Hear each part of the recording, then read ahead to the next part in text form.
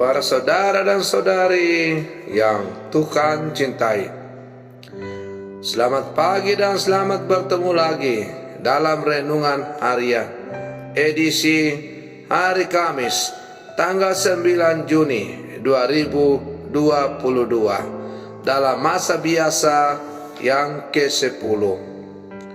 Mengawali hari yang baru ini, kita hendak mendengar dan merenungkan sabda Tuhan.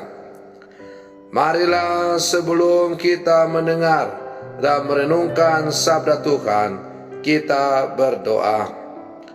Dalam nama Bapa dan Putra dan Roh Kudus.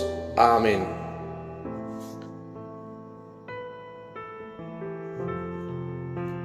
Allah Bapa Maha Kudus, utuslah kiranya sabdamu kepada kami, dan siramilah bumi dengan hujan keselamatan. Baharuilah selalu bumi seturut citra Yesus Adam baru. Bersabdalah ya Tuhan, kami siap untuk mendengarkan. Terpujilah Engkau Bapa, Putra dan Roh Kudus, kini dan sepanjang segala masa. Amin. Para saudara dan saudari yang Tuhan cintai, sabda Tuhan yang hendak kita dengar dan kita renungkan untuk mengawali hari yang baru ini, hari Kamis, dalam masa biasa yang ke-10, diambil dari Injil Matius pasal 5 ayat 20 sampai 26. Tuhan bersamamu.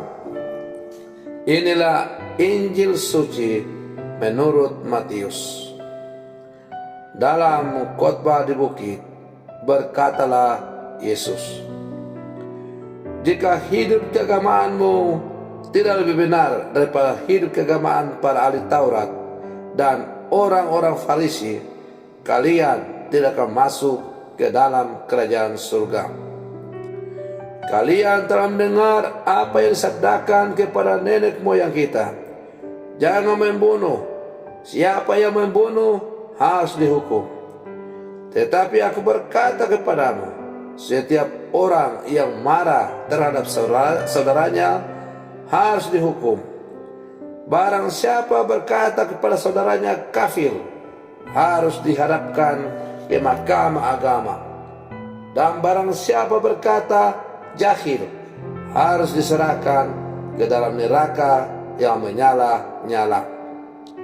Sebab itu, jika engkau mempersembahkan persembahanmu di atas mezbah, dan engkau teringat akan sesuatu yang ada dalam hati saudaramu terhadap engkau, tinggalkanlah persembahanmu itu di depan mezbah itu, dan pergilah berdamai dahulu dengan saudaramu, lalu kembali untuk mempersembahkan persembahan itu.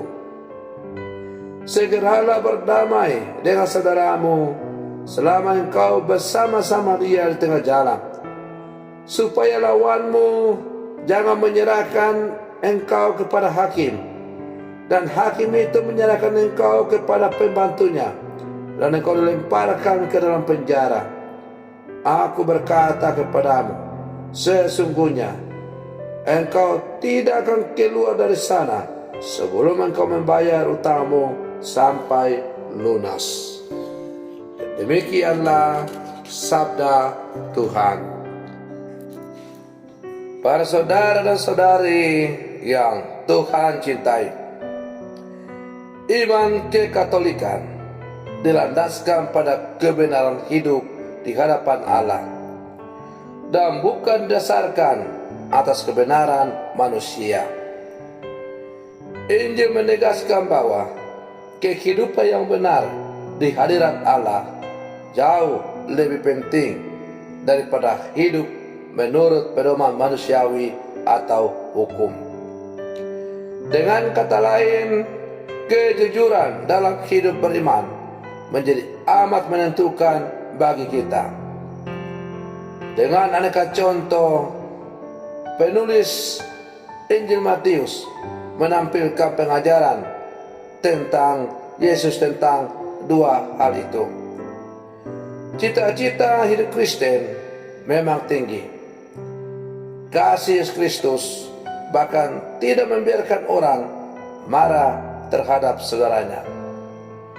Kata-kata, tindakan, dan pikiran orang beriman sungguh harus mencerminkan kuat kuasa kasih sehingga seluruh kehidupan dibangun di atasnya.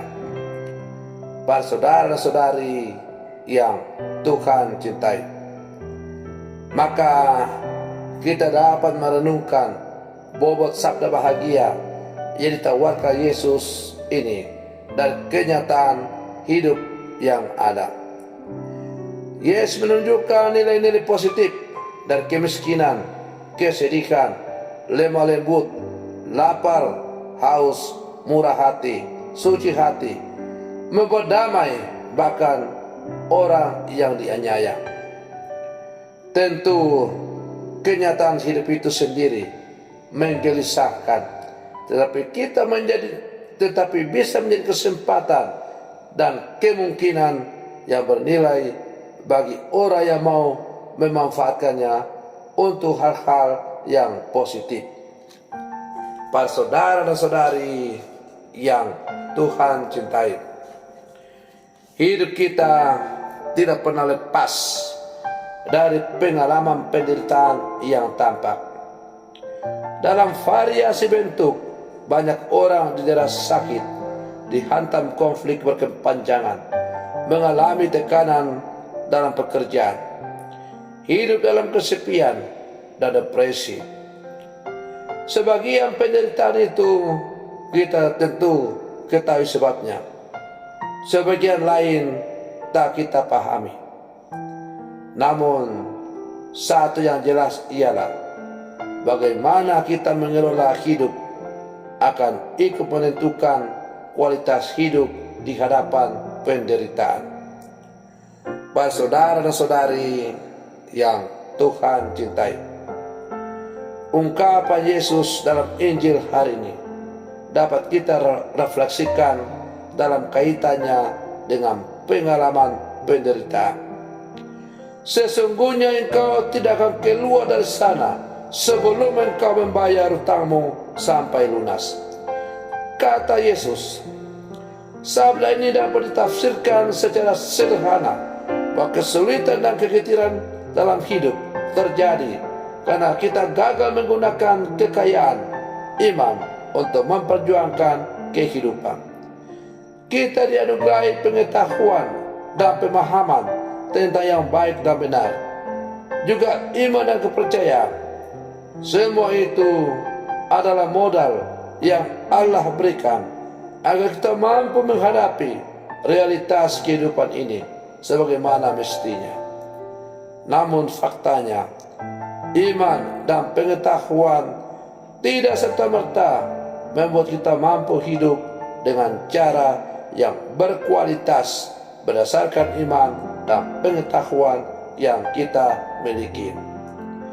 Kita mengetahui bahwa berdamai dengan musuh adalah sesuatu yang baik, tetapi kita malah enggan untuk melakukannya.